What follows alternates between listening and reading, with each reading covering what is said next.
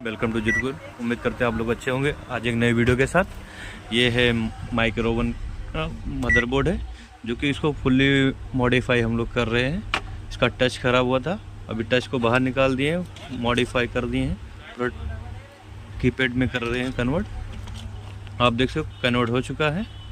अब इसको हम फाइनल फिटिंग करेंगे। का बटन चेक कर सकते हैं, ये स्टार्ट का है। तो हम लोग ऐसे ही मॉडिफाई करते हैं। अगर किसी को मॉडिफाई कराना हो, टच का प्रॉब्लम है, तो दिए गए नंबर पे कॉल कर सकते हैं। Thank you.